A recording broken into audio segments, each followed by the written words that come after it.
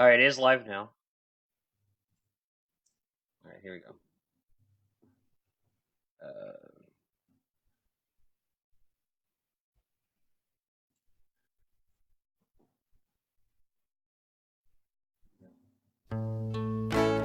All right, guys. Just bear with us for just a moment. Our lovely This fans. song won't write itself. You're way too nice. Feed me with lies. Won't ask for anything. But this song won't write itself. You're way too nice. Feed me with lies. Won't ask for anything.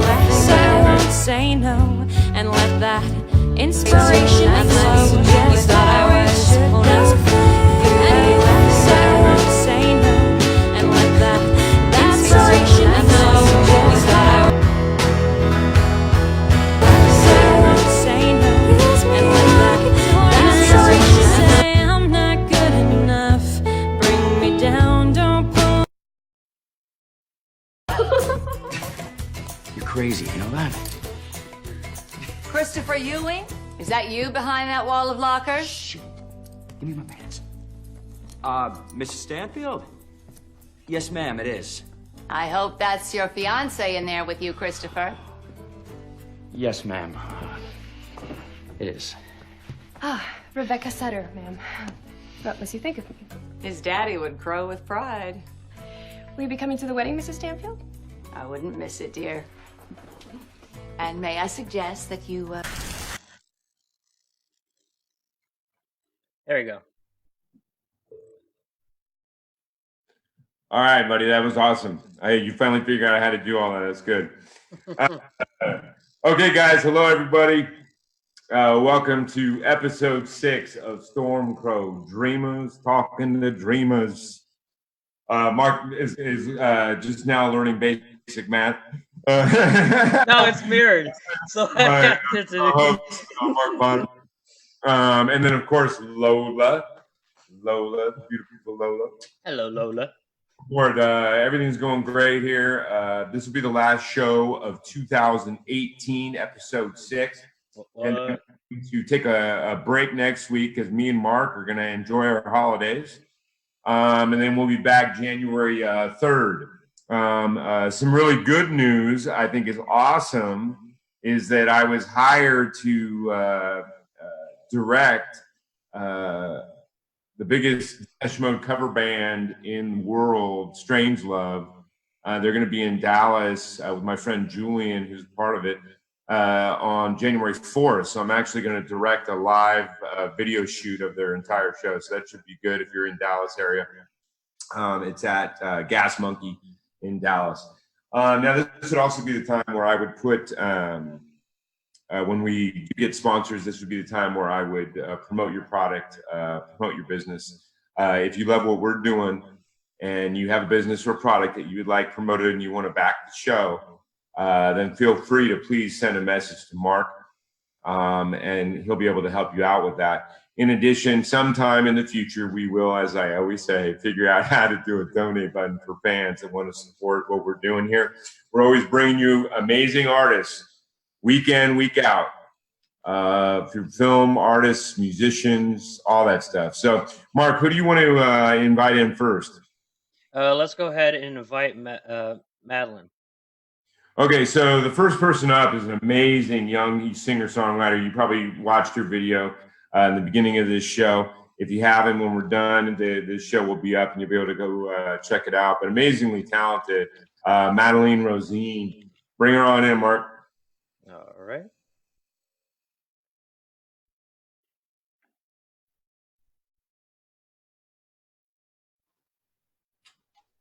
Hey, madam. Hey. Hey, you know what's so funny though? When I'm saying your name singularly, I say Madeline. When I'm saying your name together because it's poetic, I'm like Madeline Rosene. Well, it's Madeline, but that would be cool if it was Madeline. Yeah, but it just sounds poetic. Thank you. Yeah. But I mean, I'm sure you get a lot of people say Madeline, right? Yeah, pretty much everybody. Yeah. Yeah. Which is funny because, like, it should be line because it's got an E at the end and the vowel before that should be long, and people don't really understand how words work. Yeah, but you know, like, have you ever seen? I've seen some names that like would not phonetically sound the way that people would pronounce them. So Yeah, I mean, people are throwing numbers in their names now. Like, who knows what's going on? hey, you should see how many people try to all my life try to say my last name any other way than it is spelled. Oh yeah. Hoping, Oh yeah, because they don't. hoping that it's not what they think it is. That's amazing. Yeah, they're like Glasscock, Glasscock, Glasscock. Amazing. Man, Glasscock. That's it. It's just, you know, it's all right, man. You can say it. The way it is. It's because we live in a very sex negative culture. I personally, we can get into that in the second half. I wanted to bring that up. I think we have become way too much of a PC culture of worrying about not stepping on anyone's feet ever, or then going to the extreme and like stamping over everybody's feet. So, but the problem with that is you would have never, in today's culture, you would have never had a Richard Pryor, you would have never had an Eddie Murphy. And those guys opened the doorways for people to be free. They broached subjects that were considered taboo and brought them out into the light. And if it wasn't for comedians like that, you certainly would not have led to where we are with openness about racism and all that other kind of stuff. But anyway, let's bring in our other guests and we can continue this conversation. I'm going to let you intro her, Mark, because you've known her longer. All right. The next guest is going to be Linda Leonard. She is a teacher at Katy Conservatory who teaches about camera technique and also prepares the fourth semester students in transitioning into the acting world. She has an organization that she works with called Women in Film, and she has done voiceover work, a character in Dragon Ball Z, and she is also spotlighted in several TV shows. All right, well, let's bring her in. Linda Leonard. Hey, how are you, Linda? I'm great. How are you guys? Good. We got carried away on a conversation that kind of apropos bounced in out of nowhere. It's okay. I was watching it. It was yeah. Good. Okay. So we were talking. Yeah, we were talking about how the world has become way too PC, and everyone's so worried. Everyone offended around every other corner by something. Uh-huh. And I don't know. I mean, when I grew up, everyone was taught as kids to have a thick skin because the world's tough, and you let every single thing that bounces around upset you and bother you. You're in for a long life. Well, and you know, years ago, when we didn't have the technology and the media that we had, we still went through the same things, but no one knew about it. It wasn't public. And now everything is public. So I think it's incited people to, like you said, take it to that extreme, take it to that place of being. Yeah, but I just remember when I was young, people had a little bit thicker skins. Yeah. They weren't so easily offended. You were and also you were critiqued from the time you were born. And so now you have entire generations that were never critiqued. They were just kind of coddled. Right. And, but to me, that's one of your most important jobs as a parent is to prepare your child for the real world, like give them that's to deal with the toughness of the world. And I think a lot of young ones are struggling now because they weren't given those tools. Right. But we were with the point of that, what we were talking about though, was in today's world, we would have never had a Richard Pryor. We would have never had an Eddie Murphy. We would have never had Red Fox, all these guys that made it possible for these people to be accepted. So comedians were essential to having gay people accepted, to having women more powerful women more accepted, because they broached all these subjects when they were considered taboo. Right. So huge that it made a lot of people listen. And even though it was done in comedy, it broached those subjects open so that people were comfortable talking about it. Right. Have you watched the series, the Mrs. Maisel series? No, I about haven't. about the female comedian. She's brilliant. And they introduce, they bring back Lenny Bruce. It's in that time Sure, yeah. period. She Yeah, was Rat one of the Pack. first. Yeah, she was one of the first women stand-up comedians that went blue, that did all of the things that men did, and it's a really fabulous series to watch. Yeah, that reminds me of Dorothy Parker way back when in the New York. Yes, yeah, absolutely. Yeah, I'm a big fan of hers, and that movie with Jennifer Jason Leigh I thought was a brilliant rendition of her life. But anyway, let's get back to the name of the show. We can go back to this stuff in the second half of the show because it's interesting subject matter. I'm going to start off with a question of, and we'll start with Madeline. And that is, what project have you just finished or are currently working on that you're passionate and excited about that you can share with us? Yeah, I just started, the past actually 3 days, I just started working on my new album. I guess it will be my first full album. I used to record a lot in high school, but I'm not sure I would technically call that an album, what I put out. But EPs and stuff like that? Yeah. But now that Spotify's a thing and, I'm working with someone who really, really understands my sound completely, like through and through. It's a huge deal. And I just feel like a lot of artists go through their whole lives and they might not find someone who totally understands the kind of sound that they're going for. Yeah, and it doesn't matter what kind of art, you need believers. Yes. That really gets you and believes in you, whether it be a fan or a supporter or a manager or whatever it is. Yeah, and this is so I had a show at the Silver Lake Lounge in Silver Lake, and this guy in the audience. For those that don't know, that's in LA. Yeah, he has a rock band, and they're pretty successful. They just signed to a record label, and for a pretty good price, and it's seems to be killing it. And he just really liked my sound, really loved my lyrics and my music. It meant a lot to me. And he said, "Well, I really want to help you. Maybe you should come down to San Diego. I just started building a recording studio down there with my buddy, and we just would like to record an album for you." And I said yes. So you gotta say yes. Yeah. So it turns out the guy that he's working with is super talented too, and he's just been laying down these beautiful tracks with me, and I really just can't wait because I've spent so much time, just doing the wrong thing, I think, and that can teach stuff as well.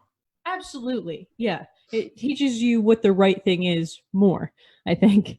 Yeah, whether it be art or romance or anything else, it's sometimes the wrong thing to understand the right thing. Exactly.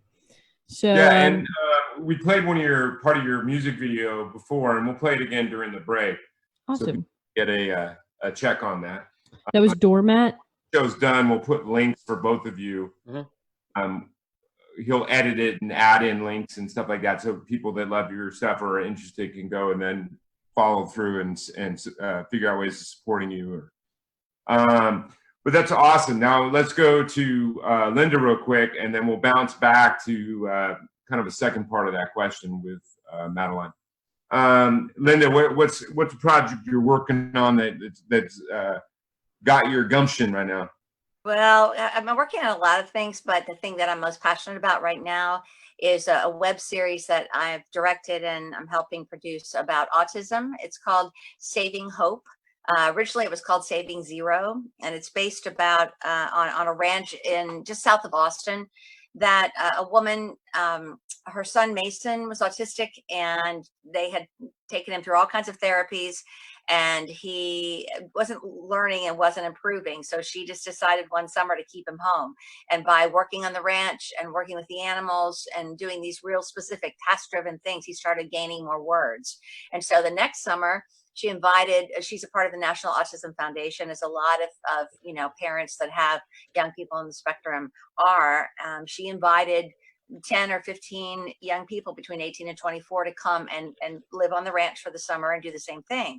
And it was a huge success, and their interactions with each other helped them grow. And just like I said, working on the farm and all of that. Then the next summer, Austin came down on them and said, "Oh, well, you're running a clinic." And she said, "No, there's nothing medical going on." And the man who is the producer of this web series that I'm directing, his son, Ben, is 30 and he is autistic. He helped her save the ranch, basically. So that's hence the title, Saving Hope.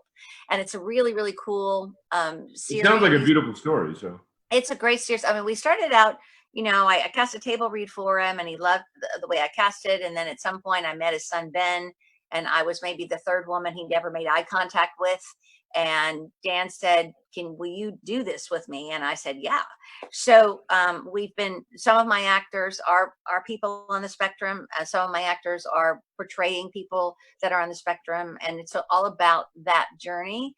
And it's. I mean, have you directed before, or is this the first time? Yeah, no, I've directed a lot. I've not directed a web series before, which is very different than doing an episodic or a short or a film feature. Because you have less time. Yeah, I mean, it's much less time, and people's attention spans are about 8 seconds these days. So you really have to tell the story quickly, when you get on the web, because as it just has to have kinetic energy.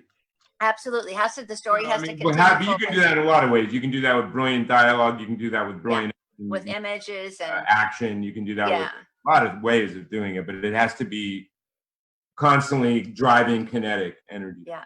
Well, and as Mark mentioned, I teach at KD and I work in all 3 programs, and I've been able to utilize a lot of my students from there, which has been great for them to have that learning experience. My DP is a graduate of KD. His name's Edwin Williams, and he has a company called a DLW Digital Film, and he's done a lot of stuff. So it's been a great opportunity to step into that world. And I didn't plan to be in the series, but as it turns out, I'm in it too.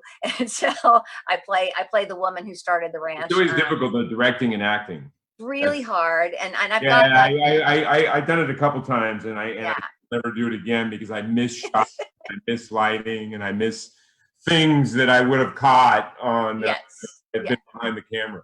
Yeah, well, luckily I've got a pretty good crew, and they keep me on task, which is nice.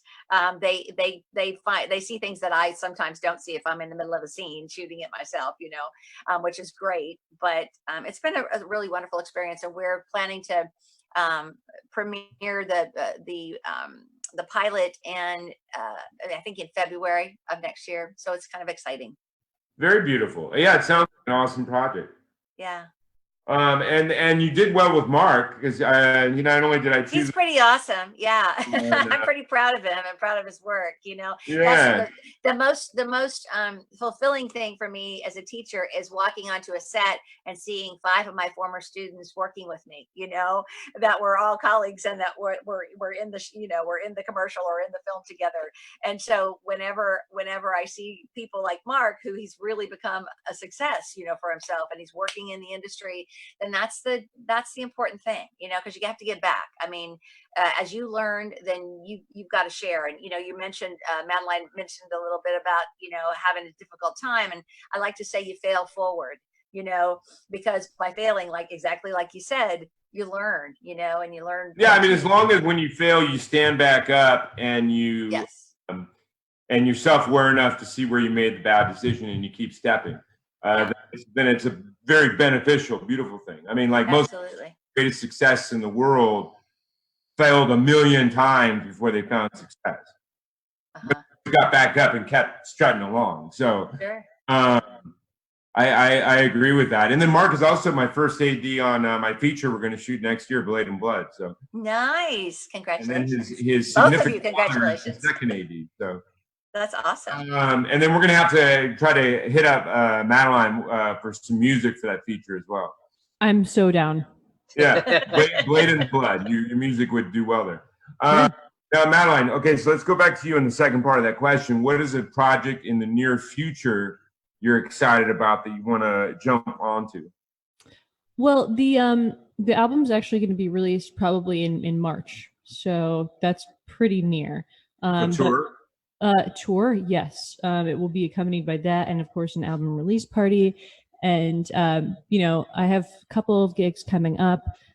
shows. I'm playing at Molly Malone's, which is in West Hollywood. Nice. And That's a great club. I'm excited. I'm excited for that. I've never been there, so that'll be cool. Hey, throw us some acapella, man. So what? Throw us some acapella. Right now? Sure. What do you want to hear? You want to hear an original? Something of yours. Okay. Well, it's a pretty good mic, I guess. So, I just wrote this song called "Late." And the chorus goes, "I was supposed to be a star.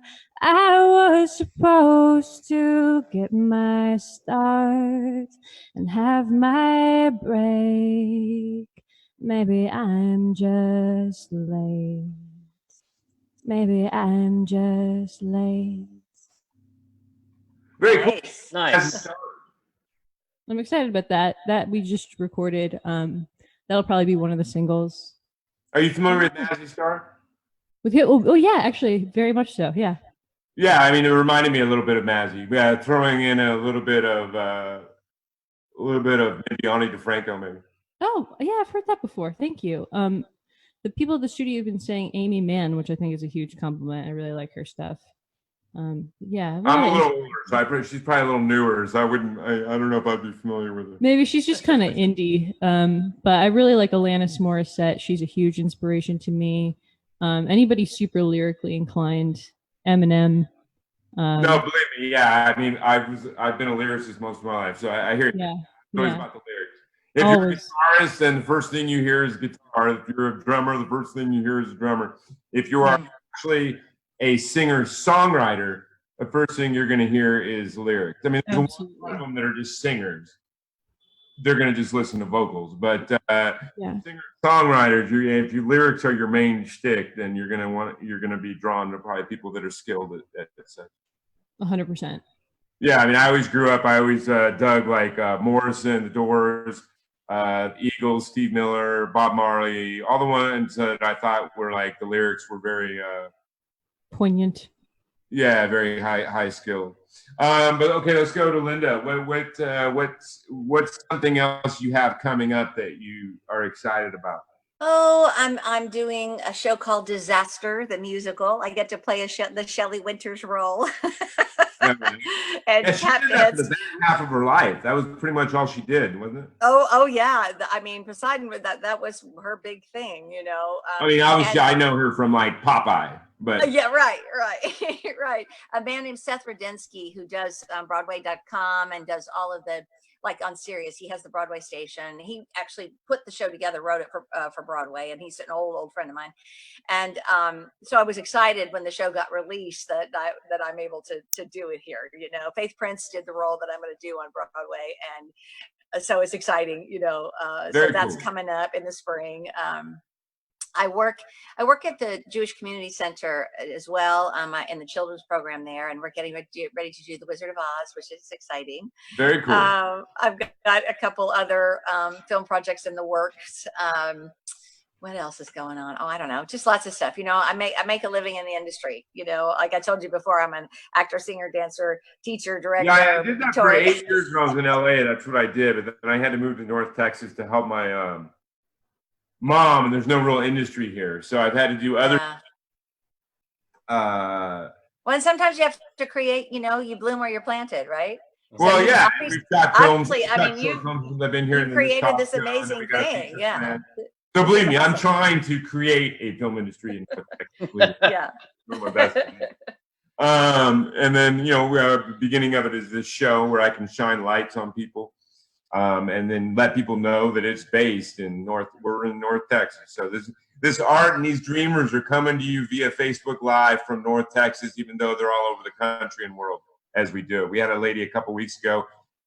She was up at 3:30 in the morning in England to do this show. Awesome.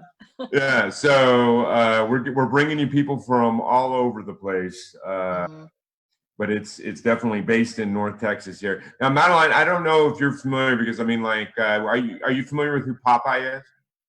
Yes, the Sailor Man. They did a movie in the '80s with Robin Williams playing Popeye. You know who Robin Williams is? Yes. Okay, Mork and Mindy, all that stuff. Okay, so Shelley Winters played Olive Oyl. or Shelley, that's who you're referencing, right, Linda? Yes. Yeah. Yeah. And that's the only big film I remember her doing. But I think before that, and then after that, for most of the rest of her life, her main thing had always been theater, I think, right?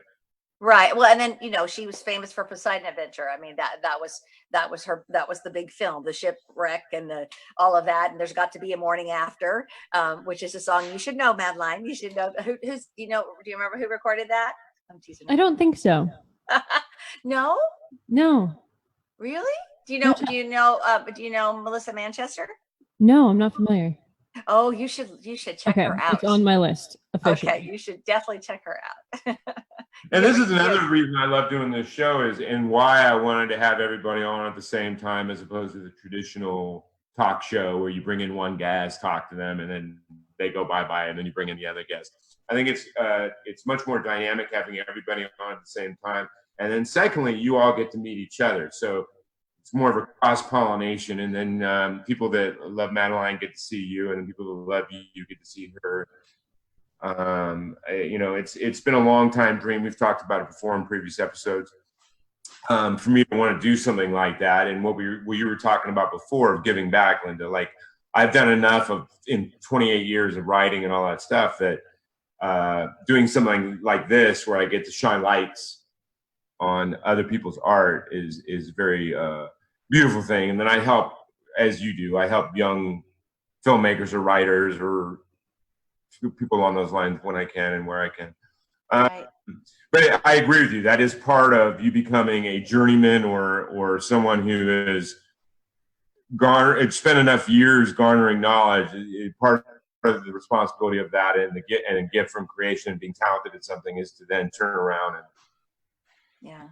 Well, and you know, Katie is a non-traditional school in that, honestly, some of our students, if they weren't there, they would be dead.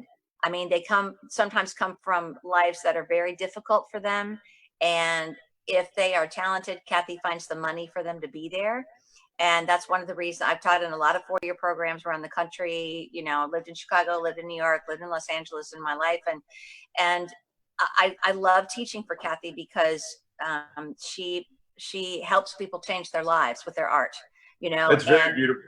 Yeah. And I give you a lot of respect. I've done guest speaking at colleges. I don't think I could actually teach. I don't know if I'd have the patience to. Oh, well, there are all kinds of teachers though. Right. So I've loved the guest speaking stuff where I go in there for an hour and, a couple of hours, whatever, 1 or 2 classes, answer questions and stuff like that. That's fun. Yeah. But doing that day in and day out, I give you a lot of respect, man. Because well, it's the students get an associate degree in 15 and a half months, so it's all compressed. And we have a degree in acting for film and theater. We have a degree in musical theater, and we have a degree in motion picture production for students who want to write, produce, and direct films. And often what happens is our actors will finish the acting program and decide they want to make film, and so they'll come back and they'll do the film program. And it's a great. Our teachers are all working professionals. We're all in the industry. They're not academics, and so what we're giving them is current information, applicable knowledge, which I think is what it is. To me, a lot of times college is just about learning how to take tests good. Right. And this is doing it. They're usually run by academics who don't have a lot of practical knowledge of actual use. The best thing to do in school is by the end of the school have networked enough to have a job in whatever you were trying to do lined up by the time you get out. So, but our students, they're working while they're going to school, which is really great for them, and I like I said, I hire students all the time for projects that I do, whether it's theater or film or broadcast, doesn't matter, because I know them, and I know their work, and when I have the opportunity to do that, I love it. Because where is this located? It's at 35 and Medical District. It's in downtown Dallas. and it's been around for, I think we just celebrated our 45th anniversary. And it's a lot like AMDA in New York or the Strasberg Institute in Los Angeles. Sure, I'll have to pop over sometime and check it out. Yeah, that would be great. I would love to have you over there and as a guest if you wanted to, like you said, talk for an hour. You know, Sure, yeah, that would be cool too. But yeah, definitely. Yeah. Now, Madeline, you're I know you've been doing music most of your life, pretty much, haven't you?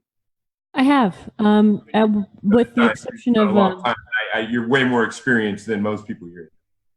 Well, I mean, I tried to be a medical student for a while, not a medical student, but pre-med. And I didn't like that. I was a journalism major then after that. And then I went to Parsons, the New School for Design, to study fashion for my MA. And I dropped out after a year because I was like, this is too expensive. And I got a job. So I moved to LA to work for a magazine. And here I am. So I do a lot of journalism. Shout out to Josh Mitchell. And Josh, the hardest working publicist in Hollywood. He really is. He's amazing. I love Josh. And speaking of Josh, he actually used me as a singer-songwriter character in one of his yeah, he's always shooting. In his recent series that he called Publicize, which was Publicize, yeah. So I wound up writing my little scene as a singer-songwriter, and I wrote some songs just randomly on the fly. They were all pretty comedic songs. And I got to work with Meg Dick, who is Andy Dick's daughter. And we were roommates in a couple of scenes. It was really fun. We had a really good time. Yeah, and I mean, Josh has helped me out several times. And so what I'm trying to do and what I'm doing with you is I'm going to try to bring some of his clients, because he literally is one of the hardest working indie publicists out there. And so I'm going to try to bring more and more of his clients onto the show and give them a opportunity to shine. Awesome. And you got to pay it back and pay it forward. That's what so true. And then pay it back, pay it forward. So people, no one succeeds in this world unless you're like Uncle Scorsese or something, without help from others. No matter how talented you are, no matter how brilliant you are, no matter what, all of that. What I say is the entertainment industry, whether you're talking about film or music, it's a team sport. And ain't no one just doing it by themselves, man. That's right. It's all about collaboration, and if you can't collaborate, you don't last in the industry a long time. Well, I mean, even Robert Rodriguez, who does literally everything on his set, literally, right? To his DP's dismay and other people, he would have gone nowhere without Tarantino. Tarantino was the one that watched Del Mariachi and threw that in front of the bigwigs. Uh-huh. And on Tarantino's word, and he got Desperado made from that. So again, even someone like that who is multi-talented and can literally do everything from editing to shooting to writing to directing to all of that stuff, he still requires a crew, and he still required a lot of help to give him the opportunity, because no matter how much talent you have, you need that opportunity. Right. You can be the best in the world, but unless you land at the right time in the right moment in front of the right eyes, it's not going to go anywhere. So, as you talked about, Madeline, with your friend that's helping you, everyone needs that someone that believes in them, that has maybe more connections or the right connections, and can help them lift.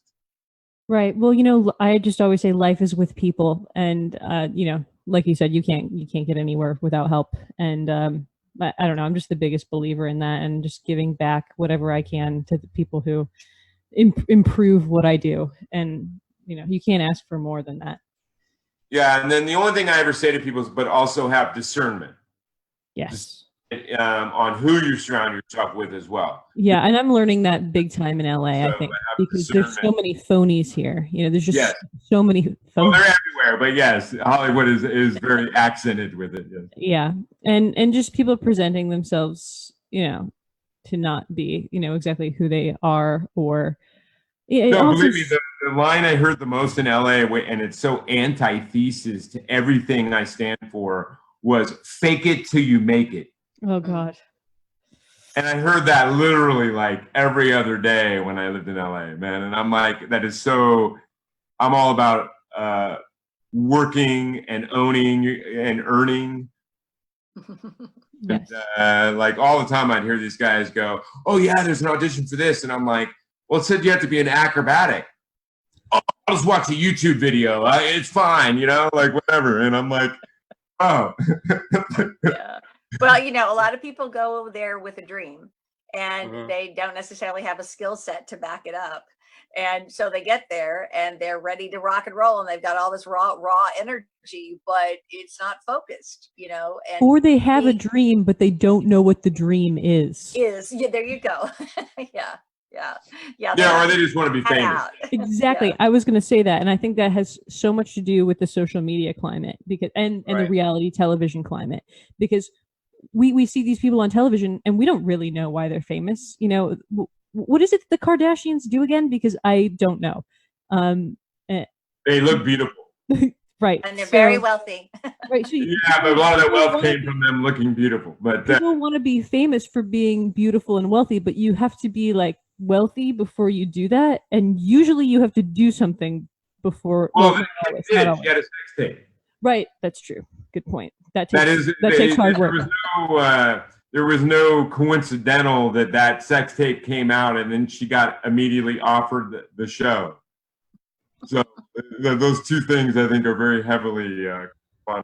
But everyone markets in a different way. Well, that was her mother marketing. So I know. It's a weird dynamic of like, hey, kiddo, love you to death. What we're gonna do is you're gonna do a sex tape, and then I'm gonna parlay that into a family fortune. But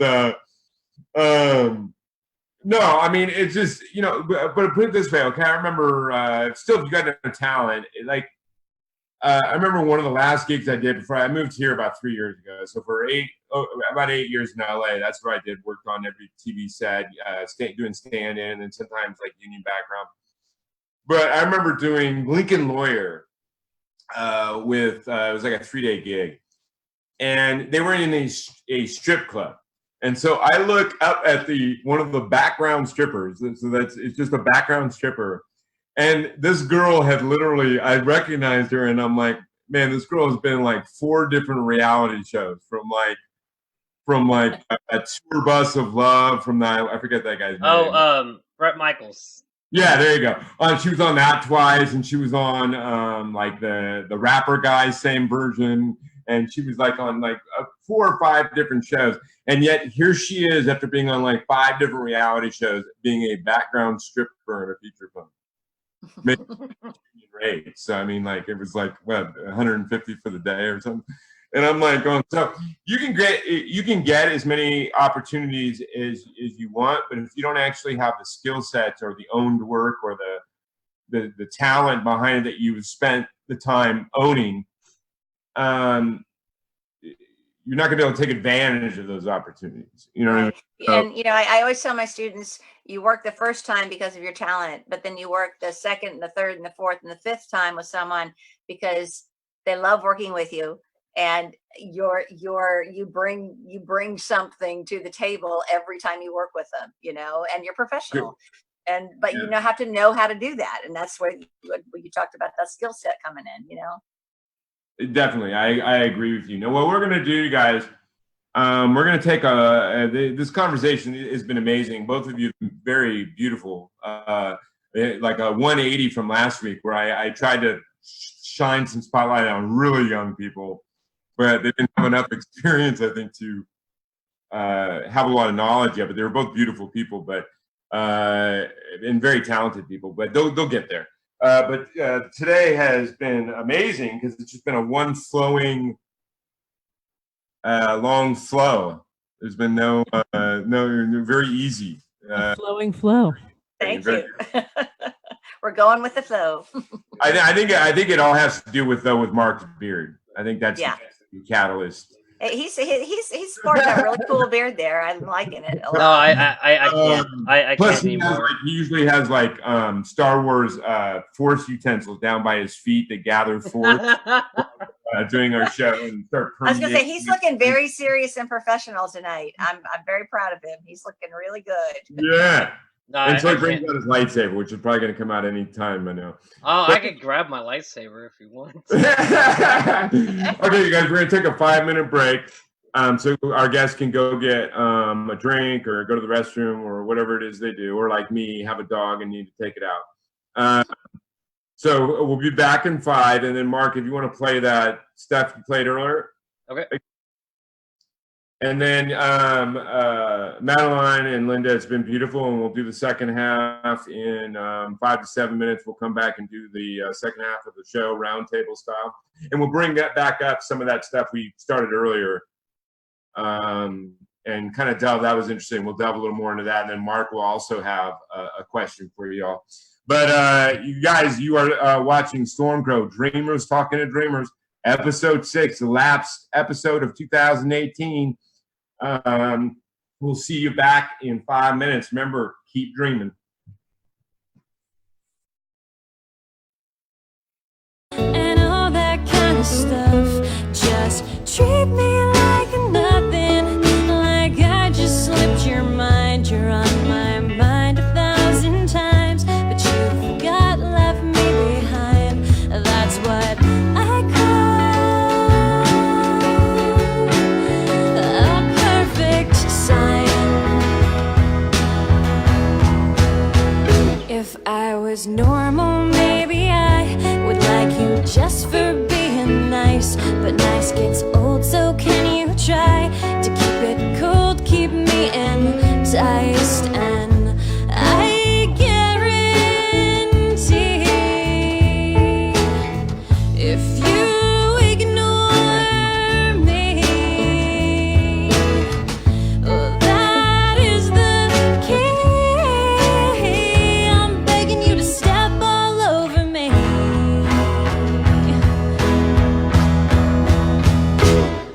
and use me like a doormat.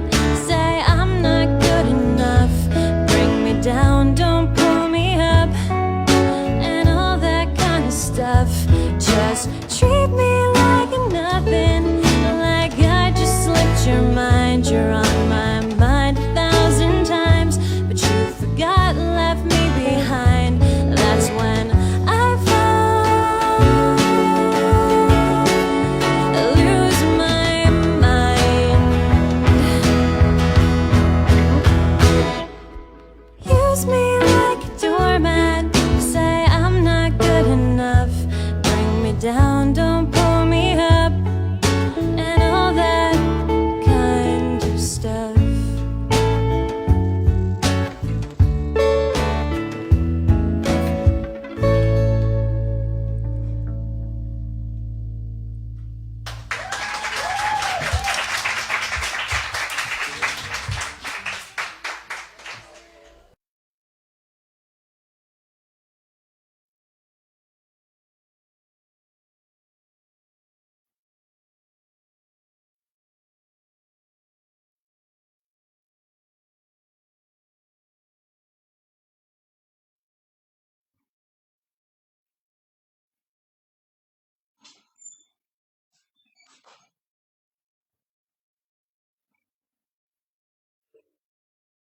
Something for the honeymoon?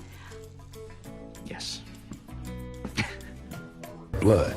You gotta use the original flavor though, not that new blue or orange.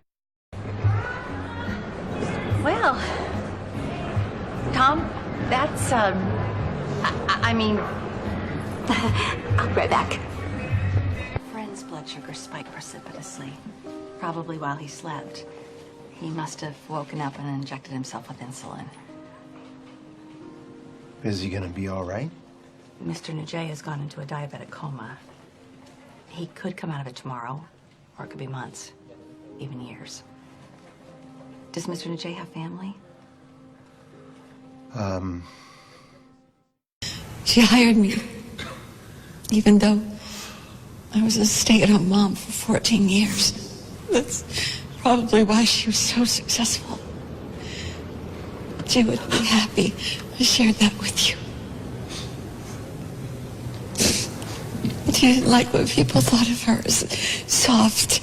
Mrs. Holden, welcome back. Thank you, Helen. And I would like to apologize for my past behavior. I do hope that you'll forgive me and that you'll continue working here because I really, really do need you. I was never planning on leaving, Mrs. Holden. Good. All right, I'm going to... You participated in evaluations previously. I need you to answer yes or no. Yes, I have. This competency evaluation is an assessment of your ability to rationally participate in a court process. You're also entitled to be evaluated regarding your competency to enter a guilty plea. Any false statements you make, any attempts to mislead can be put into evidence. Do you understand? Yes. Let's start with your upbringing. You were in foster care. I was in until I was about 8. You were taken out of the system by the Taylor family. Yes. Did the abuse continue? Are you talking about my brother? I'm talking about you. Your environment improved. Did you still feel a need? Things didn't just get better. There were issues. You knew there were issues. My issue was that there were things I couldn't fix or make right. You created it in your head. Created it around you. Do you willfully bend truth to fit your perspective? Are you trying to protect Carter now? My intention is to own up.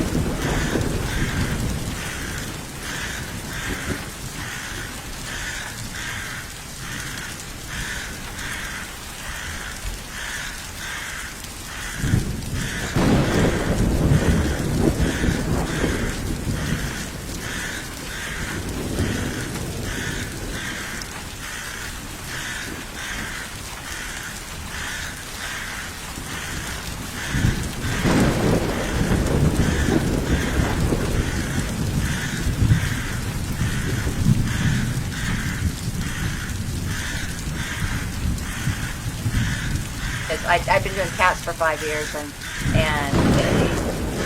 are we back? Yeah, let's get back in and we can have this conversation going live. So let's get back in, guys. Okay, so let's get back into, let's start. Okay, you know what? We're going to start how I always start the second half. And we're going to start with Linda this time, since we've been starting with Madeline. Name a movie that you've seen in the last year or two that you thought was just brilliant, and then say something a little bit about it and why you thought it was brilliant. A movie that was brilliant. Well, I really love The Shape of Water. One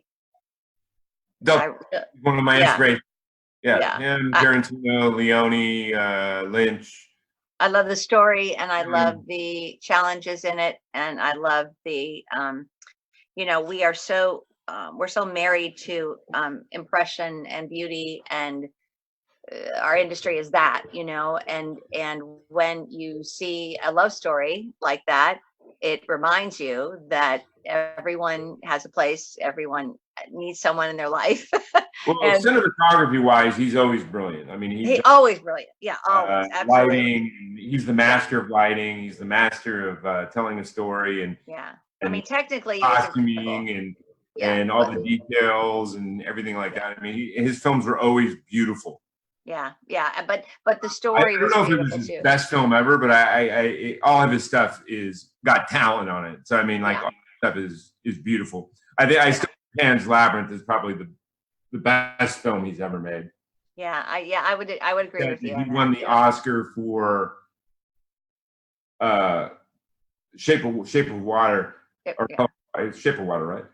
He won the Oscar for that because he didn't win it for Pan's Labyrinth. Pan's Labyrinth, yeah, I think so too. Because Pan's Labyrinth, he was the new kid on the block, and they almost, especially Best Director, they never, no matter how brilliant the film is, they usually never give. I think they're becoming a little looser realm, but back then, 25 years ago, they would never give Best Director to a new filmmaker, the new kid. Filmmaker, yeah. But he deserved it. That movie is probably one of the. Anytime someone wants, because I shoot noir lighting, and anytime someone wants to know about noir lighting, I tell them to watch Pan's Labyrinth, because that's like a master's class in noir lighting. Yeah, absolutely. Yeah. So, yeah, he's a brilliant filmmaker, and one of my big inspirations, especially just his storytelling ability and ability to break down characters and stuff like that, and dialogue. And, I think he's the best at actually just painting the image. I would say for his time period and lack of tech, I would say probably Sergio Leone's right up there with him. Yeah. Eye of detail and camera, Yeah. being innovative and doing different new things. And then Rodriguez and Tarantino are up there as well as far as being innovative. I just think Del Toro, as far as the actual colors he uses, and his eye is always on everything. The color of the costuming in the back wall. Yeah, it's all connected. But anyway, Madeline, your turn. Well, you didn't say that it had to be a current film, right? No, it doesn't matter. Anything you've seen in the last year or two that you just thought was brilliant. The other day I saw, well, this is funny because it's a similar answer, but I saw Harold and Maude for the first time. And that movie is so unbelievable. What is that, early 80s? It's 1979, I think. Yeah, okay. So it's Cat Stevens' soundtrack is unreal. It's it's Cat just like Stevens is one of the best lyricists that ever lived. So yeah, agree. So I think it's just another one of the stories about like love knows no bounds, and it's so quirky, and it's so relevant. That movie is timeless, I don't know. It stuck with me a lot because I think it's a really good manual for just how to live life, and it really resonated with me. So. Yeah, I mean, great movies are great movies. This is sometimes where I think some of the younger ones in today's world miss out a lot, because when we were growing up, depending on where you would live, there was only 3 to 7 channels total you could watch. So you tried to watch whatever was good, because most of the channels would be news or talk shows, and you didn't want to watch it. But when you're a kid, you just try to watch whatever was the most interesting. And most times, it was stuff that was before you were born. Right, that's right. Old Errol Flynn movies, or old Vincent Price, or James Cagney, or for you it would have been neat films like this. You know what I mean? And you got to see these films that were before. Even the TV series you watched were before, like, I was born. Like when I grew up, I was watching I Dream of Jeannie and Bewitched, which were I was born by not too long, but I think it was like the 60s. Hey, I like Errol Flynn. He's my favorite Robin Hood. Errol Flynn, yeah. And you just got to watch all these old movies that were brilliant. I mean, there was one film, The Raven, that it was the last film Bela Lugosi ever made, and Price was in it, and Peter Lorre was in it. And those were like the 3 kings of horror, all in like one film. And for its time period, literally, it was insanely amazing. It had like a sorcerer battle. This is like in the 60s. It had a sorcerer battle where Bela Lugosi are throwing magic at each other, and it was amazing. So this is where sometimes I think some of the young ones lose out, because a lot of them, if it's not there, because they have 300 channels now. So now if it's not something current or something that was within their lifetime, they don't see it or have interest in it. So that's awesome that you went and saw that you like going back and seeing stuff that. Yeah, I mean, I don't really have a choice. My mom is a jazz vocalist. She's also like a jazz historian. So when she performs in New York City, she gives a whole rundown of the song, where it might have been placed in a movie in the 1920s or 30s, pre-code things. So I grew up watching, The Thin Man and with Myrna Loy, and just like random things that nobody my age knows about. And it's frustrating because it's hard to relate to people who don't have that background.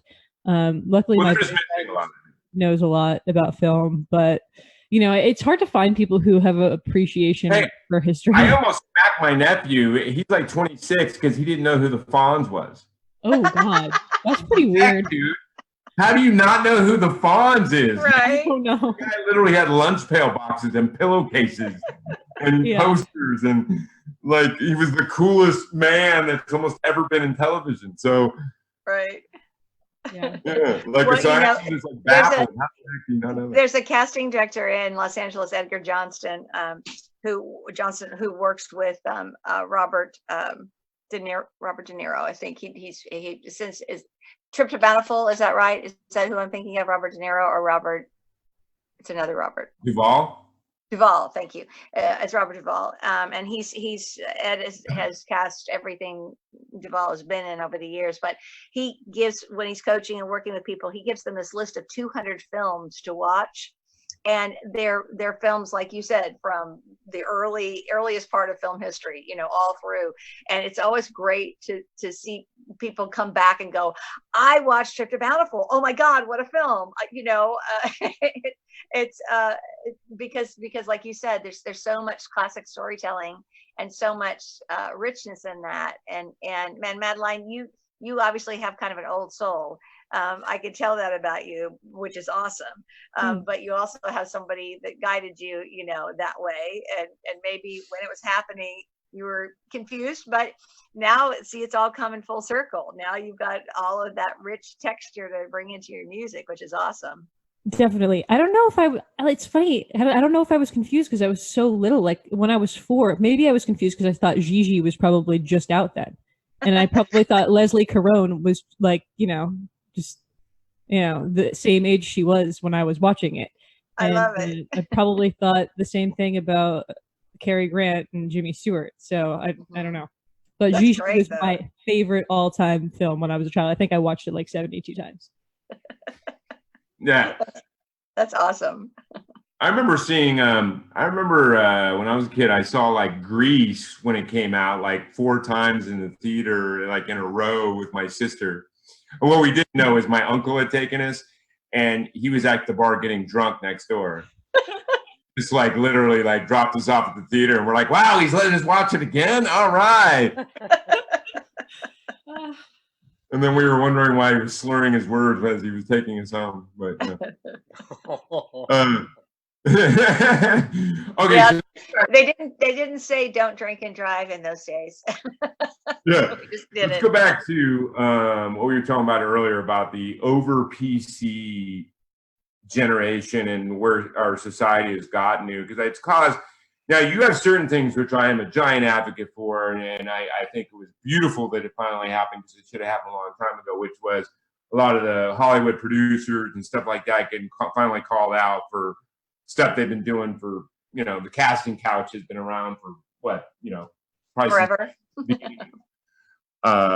empires and, Greece, you know what I mean? Right. They just called it something else. But so I am glad of that. So, but then I just think it just goes overboard where like you have the stuff like the Hart thing, bringing stuff up he did in a comedy routine like 10 years ago. Mm-hmm.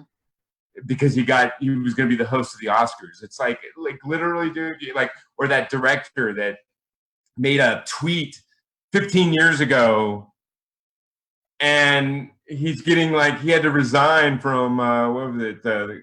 Some huge Marvel film or whatever it was. Because of some tweet he put out 15 years ago, literally, all these people that are complaining, I want to see their entire internet history. I think what fascinates me about it the most is that there's probably someone at BuzzFeed.com who's paid to just sit there on their computer for hours scrolling through Twitter feeds, just looking to find something to get them on. But I don't think there's anybody with this technology. I don't think there anybody exists that didn't say something off color somewhere sometime. Right. Right. Yeah. Well, And, and this the whole thing about, baby, it's cold outside. I'm sorry, Santa baby is more offensive to me than baby, it's cold outside. Absolutely. Absolutely. 100%. Yes. Can we talk about that song for a second? Because Margaret Whiting, I believe, was it her parents who wrote the song or was it her? But anyway, my mom is friends with her on Facebook, either her daughter or something, and she's like, "Oh, well, my parents wrote this song, and it's really like offensive to me that people feel this way about it because the song is so near and dear to me. And really, this is a song about that came out in the 40s when women were really just finally allowed to have like this kind of freedom where like, oh, I can stay out a little later and like I can make my own decisions, and this is a woman who's conflicted about what she should do, but really like if you listen to the lyrics that she's doing what she wants to do, and this dude it's a duet, for Christ's sake. It's not just the dude saying let me take advantage of you. I just think it's become all you're going to get is homogenized art that's doesn't offend anyone, but also doesn't inspire anyone. Well, if there's no conflict, there's no story, right? We have to have conflict. I just don't think like this is ridiculous that these people are caving in, and these studios don't understand that they're actually tunneling their own demise, because then you have all these indie groups that are coming up that don't put a filter on what they're doing. And there's an audience for that wants that. That's why it's things like Deadpool, Logan, which were really kind of done indie style. And then the bigwigs approved it because like Deadpool was shot indie style, and then they sold it. They got it back. They shot like a big giant trailer of it and shopped it everywhere and put it out themselves and got a fan base behind it. And Logan only happened because of Deadpool. But then they find out that there's this huge audience for art with little filter. You know what I mean? Whether it be bad, not raunchy jokes or whatever it is. I mean, I'm sorry, Animal House never would have been made. Like all these iconic films would have never been made in if we followed today's PC, don't piss anyone off mentality. And great art pisses people off. I don't care what you're talking about, what form of art, whether it be songs or paintings or whatever. Great art is going to piss off somebody. That's controversy, uncomfortable. Yeah. And so like this idea that we're going to filter that to appease some internet trolls that have nothing better to do than to create this movement to stop it or whatever it is. When in reality, I guarantee you those people that are doing that, if you went and looked at their entire internet history, they would stop doing that immediately. They would, okay, never mind. Right. Knowing I said that to this person or said that about that person. Or I'm just saying, it's like the old adage of like, pull the timber out of your own eye before you're talking about the speck in somebody else's. So, right. I just don't agree with that aspect. But I said there are certain things I do agree with. The things that happen with the producers and those guys getting called out and arrested, whether it be girl or guy abusing their positions, I agree with that. But there's got to be a stop sign that says, hey, that getting Kevin Hart fired off of being hosted because of a comedy routine he did 15 years ago, that's just getting a little much. I think one of the things that really started this whole, I don't know, it's not a movement, but this culture is the trigger warning thing that started happening on content. I don't know if you know anything about that, but posts on social media, people would have to people just started doing this. They would say trigger warning, : and then it would be whatever the post was, and a trigger, like triggering someone, like, oh, this might make you feel uncomfortable, or this might set off some feelings that you don't like, or this might make you think of something that you don't want to think about. So basically everything that people were putting out, it started with a Tumblr movement with trigger warning, I think. So people will say, oh, I'm feeling triggered. It's like, well, we go through our whole daily lives and everything can't be, a trigger warning. Well, I also think you had whole generations that were coddled. Well, I think that's and never taught to have a thick skin. Never taught to let things brush off their shoulders. And I had a professor tell me, they were thinking about having some guest speaker, and they had students writing in, I don't want this guest speaker to come because I think it's going to trigger me. I think it's going to make me feel uncomfortable. I don't know who the guest speaker was, but the professor said, this is the first time in my entire life like teaching where I've had students tell me they're afraid to have a speaker. And I just think that says so many. Be like, get over it. Like your parents should have said 15 years ago when you were a kid and you said the same crap instead of getting your way or whatever. Like, or don't go, don't attend. Yeah, that's a great point, Madeline. You know, don't engage if you're uncomfortable, then don't engage in it. Step away from it and allow the people who want to engage in it to do that. You know. All right. Yeah. Yeah, I just think it's gotten a little out of hand, crazy. But for some reason, I think we talked about this a couple of shows ago, where humanity just likes going in extremes. They go way over here, then they go way over there, then they go way over here, then they go way over there, instead of finding like a balance or middle. That's the key word, balance. You know, I'm a Libra. Everything I do, I want balance. You know. Yeah, I hear you. So, hey, Mark, what is your question you came up with? All right. So, we touched on this because of the last minute stuff that we had to do. I know Katie touches upon this, but what would happen? So what would happen if you're on call and you don't show up or you show up late? And then how much money does it cost people to do this? Because so what are the consequences of being flaky and not owning up to your word and commitment?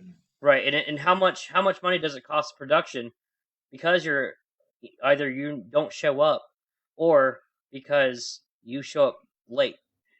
And it doesn't.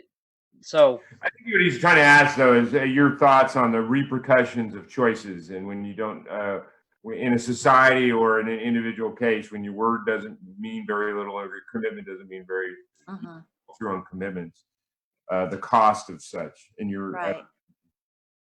Well, you know, Mark, what I always say is, if you're early, you're on time. If you're on time, you're late, and if you're late, you're fired. And in our industry, time is money. So if you walk onto a set late, you've cost that set sometimes thousands and thousands of dollars, because there are 25 other people that are waiting for you. And, you know, like I said earlier, the first time you're hired for your talent, the second, the third, the fourth, the fifth time, it's because of your professionalism and the fact that you do show up and you do your work and you're respectful of everyone else's work on the set. And you know, in our industry, talent doesn't negate that. It doesn't matter how talented you are, you still have a responsibility to the other people that are involved in the project to come through, you know, and a good reputation lasts a long time, but a bad reputation lasts longer, you know. And everybody makes mistakes. I mean, we all screw up, you know. There's no doubt about that in life, because nobody's perfect, but we have to keep our integrity up, you know. We have to fulfill our promises. If I promise I'm going to do something for you, then I need to do it. And if I can't, I need to let you know that, so that you can find somebody else who can, because we're all replaceable. You know, there's not one person in our industry that is irreplaceable. And we have to understand that as artists. Our art is not greater than our lives. You know, I like to say art is life and life is art. So how I live my life is how I do my art, and vice versa. So if I need to be, I just have to, you know, keep my integrity intact when I'm doing that. And we don't, you know, one thing that we touched on is that lack of responsibility sometimes we feel in this generation, and we have to bring back a sense of value for life, and pride in your work. Yeah, and a sense of value and integrity, again, you know, in your work. And that's every day. That we have to do that, because it doesn't get any easier. You're always auditioning for your next job while you're on set doing your current job. Well, and this is the truth that's just as truthful in the music industry. Madeline, you get opportunity to work with some huge producer, and you said it yourself, where you've tried to give in studio time to someone and they don't show up. But as you get bigger in the game, the more consequences there are for screwing up. Right. And if you're gonna not hold to your word in the smaller, when you're not big yet, you're certainly highly doubtful that you're gonna not be just as flaky when you get into the bigger realm. But the bigger realm, they like she was saying, they have a long memory, and that blacklist does exist. Yep. And if you irritate the wrong people, they talk to each other. Yep. So they're going to sit there and go, "Hey, don't work with that person. They're going to cost you money. They're going to be whatever." And the same thing with you, Madeline, in music. If you've got an opportunity to be with some big producer and they're set up and they got all this, they brought in publicists and they brought in personal dressers and all that other kind of stuff, and then you show up an hour later, don't show up. I mean, that might be the last time you're going to get that, for a while, get that opportunity. Oh, absolutely. Absolutely. Yeah. Well, and Madeline, I have such respect for you that you're in the industry that you're in, because it's a difficult one. When I was 18, 19, I was a backup singer for Isaac Hayes for a year. And I learned in that year that I can't do that industry. I mean, it's so personal. It can be so cutthroat. And it's you have to be the new sound ahead of the new sound, and I think it's gotten better over the last 10 or 15 years, but it's still really competitive. And I respect you so much for stepping into the industry and loving it so much, and following your passion, because that's incredible. I have so many things to say to that. It's such a love-hate thing, because I do love it, but like, I don't want to love it, even like, if I've tried to do so many other things besides this, but like, I'm never going to not be able to not do it. But that's the mark of an artist. That means it's like breathing or eating. You can't not do it. Yeah. Right. And I also think I'm just really trying to not do that thing where I'm like, well, I have to sound like this because that's what everybody wants. I have to be done doing that, because I've tried doing that. Well, it won't work. I don't want to do that. I just want to make my own sound, which is all I can really do and be successful at. Because the minute I try to sound like not myself, I just sound like bad. So, I mean, there are plenty of bands that have gone out there where they were thrown together by the label, and they're trying to sound like somebody else, and that was what they're hired to do. And they were, band-made labels, or bands made by labels. And they might last for a little while, but they're not the people that 20 years later still have fans and still being able to tour because their fans are so diehard. That comes from being an original artist. That comes from touching people in a genuine, sincere way that only comes from actual truth. Yeah, and struggle. And I just think there is actually a plus in the fact that there's really not a music industry.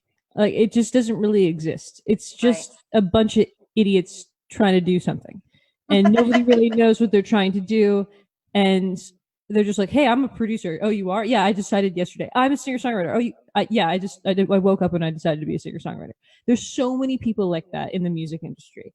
And well, now that's in the film too. I remember when I first moved to LA.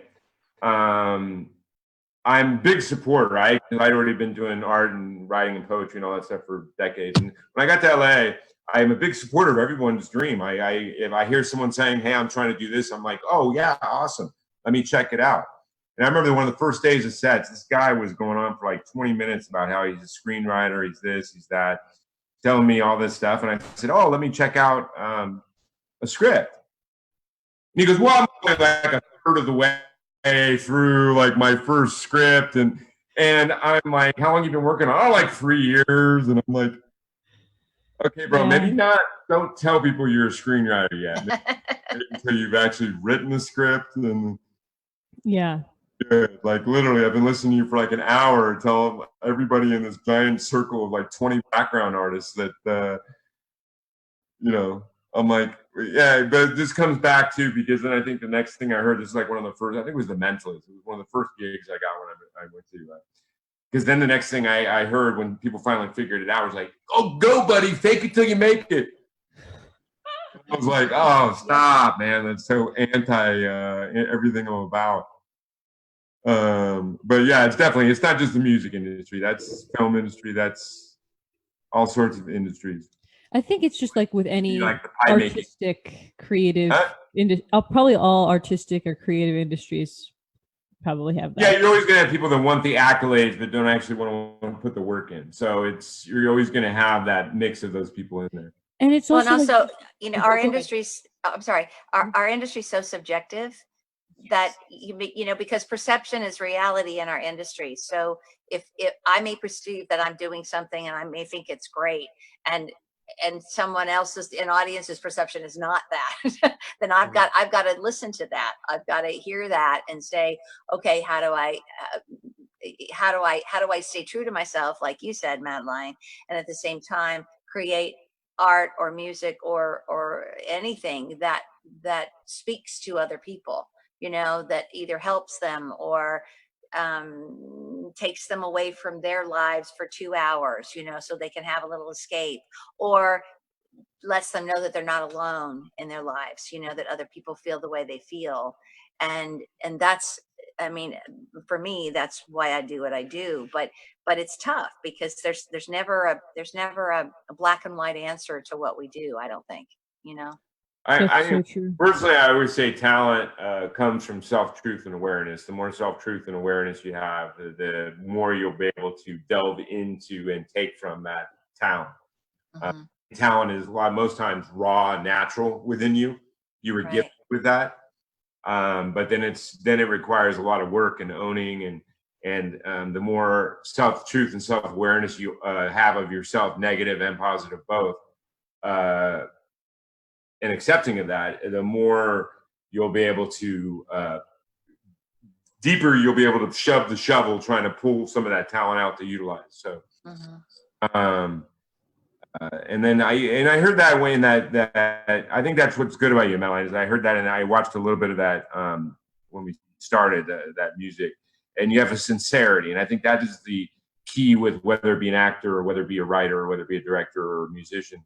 It's sincerity that draws people in. Thank you. I mean, Clint Eastwood is pretty much Clint Eastwood in everything he does. Yeah. But he always brings this gravitas and sincerity to what he's doing. And to me, some of the most well-known artists, whether it be actors or whatever, they're just being them. And then that's why there's that sincerity. Gene Hackman's pretty much Gene Hackman in every single movie you ever see him in. But but again, there's a gravitas there, there's a sincerity there, there's a self-awareness and self-truth that makes him create magnetism on screen and comfortability of people watching him on screen. And the same thing with the greatest musicians. When they sang and you listen to their songs, there was a gravitas and there was a sincerity and depth there. I was listening to Springsteen on Broadway the other night with Bill, and boy, you know, talk about a storyteller. Bruce Springsteen is the penultimate storyteller, and it was wonderful to be reminded about his life and where he's come from, and all the stories he's told in his musical, you know, career that speak to everyone. I mean, well, especially country lends itself to that, because I mean that's the style of music as well. Story, that and folk, and that's the basic principle of that, is to tell a story, tell a good story. Yeah, he's just really great at it. Yeah, very much so. So, Madeline, you mentioned some of your musical inspirations earlier. Can you maybe name off a few again? Sure. Alanis Morissette for sure. I don't know if you're familiar with Elliott Smith. Elliott Smith he was unbelievable. Did you ever see Good Will Hunting? Yeah, a long time ago, yes, but yes. Yeah, he did a few of the songs for the soundtrack of that movie. I really implore you to look him up because he's amazing. Very good. I will. My music, since I played music for a long time, music is always very important in my films. I usually do not use composers. I usually use, not always, sometimes I've used composers, but most of the time I usually use actual live band music with lyrics to tell my story. So and I always sometimes argue with people because I'm like, I don't care if it makes sense that there's a song playing there, man. Just play it, okay? I don't care. I'm going to do my noir lighting. I don't care if the audience understands where the light source is coming from. I don't care. It looks amazing. It looks beautiful. It acts the emotions of the actors. I'm going for art here, buddy. I'm not going for daytime soap. That's awesome. Well, I'm excited to see your next film, and I hope that we could make something work. What is it about exactly? The feature film, you can go. It's bladeandblood.com. Okay. The world. I created the whole world. There's a sequel to it. There's merchandise. We're planning a collectible action figures graphic novel series. Wow. All sorts. I even have a video game designed for that film. Is it violent? Yes, it's rated R. Okay. Yes. And shoot rated R. So. Okay, I'll have to write something more violent. No, but it's not that. It's basically Blade Runner meets Sin City, kind of almost. Well, I have some very explicit songs, so maybe we can throw something. Yeah, definitely. I'm telling you right now, I'll use a song of yours in that. Okay, cool. Because I have to tell you, there'll be songs throughout the film. I have to tell you that on my bucket list. Oh, sorry. On my bucket list is being a vampire or an alien. So when you, I don't have any of those in that film. But when you get to that, let me know. Supernatural. Because, Well, I do have scripts like that, though. I have one that's kind of my Edgar Allan Poe horror called nice. Or Night Eternal, and that definitely has supernatural and stuff like that in it. Nice. But that's just the first step, man. We get Blade and Blood made. I have more scripts behind that than I can even think about. But okay, you guys, so we're going to do what I always do with everything at the end of this thing. It's been absolutely amazing interviewing both of you and sharing conversation with both Madeline and Linda. Again, when this show is done, Mark is going to get better at going within a day or two, going back and re-editing and putting all their information into the live videos. So you'll see like links to their stuff, and you can go follow them. But it's been absolutely beautiful. I couldn't have asked for a better last episode of 2018. Me and Mark are going to take a break next week and actually have a holiday for us, and then we'll be back on January 3rd. But you will have an opportunity when Mark does that to figure out a way of connecting with Madeline and Linda, whether you want to talk about women in film or her work in the school that she works with, or Madeline and her music, and seeing how you can get a copy or a link to some of her songs. I know she's got some YouTube videos you can probably go watch. But I'm going to do what I always do, okay? So you're going to look in the camera. We'll start with Madeline. You're going to look in the camera, and you're going to talk to the young you, okay? You're going to talk to the young you trying to be you and what advice you would give them. Hi, Madeline. Stay focused. There's going to be a lot of things that you're going to do, and you're going to realize you don't like them. Music is your thing, and stop second guessing it. Don't be an idiot, and just keep doing it, and don't let anyone tell you not to, because they're dumb. Thank you. That's a key. That's a key in all art. Faith in yourself.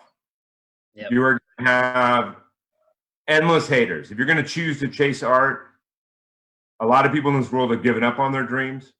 And so they want to make everyone else give up on their dreams and join their party. So you have to learn how to be able to have faith and belief in the gifts you were given and pursue that and be almost open to constructive criticism, but be deaf ears to hate and disbelievers. But let's go to Linda. You talking to the young you and giving advice. Okay, Linda. Remember what Dad said to you. Don't be content, be happy. So follow your dream, and all of those things that you are thinking about doing, do them. Don't say no. Just say when and how high, and I'm there. Because if you do that, then you're going to succeed in your life, and you're going to be able to share what you do now for the rest of your life. So, you know, keep on to that soul place, keep into that higher purpose, keep writing in those journals, and you're going to be where you want to be in your life. Absolutely beautiful. And you guys are both beautiful spirits, very talented people. I can tell that just by talking to you both. Linda, you are already accomplishing, and you will keep accomplishing all your aspirations. I know that. Madeline, you're just beginning, and you have a large future. What I'm seeing, you keep just being where you are right now, mentally and spiritually, you're going to totally get there. You guys, there's a reason it's called Dreamers Talking to Dreamers. And well, StormCrow is just my company name. It's a brand, but Dreamers Talking to Dreamers, that's what it's about, dreaming. So this is our last episode of 2018. So happy holidays and beautiful aspirations for this next year. We give a big thanks to Mark Potter, my co-host and all around amazing guy. Lola, our little in-house. And Matt, this is episode 6 of StormCrow, Dreamers Talking to Dreamers. Big love to y'all. See you in 2019. Big love to my guests. Keep dreaming.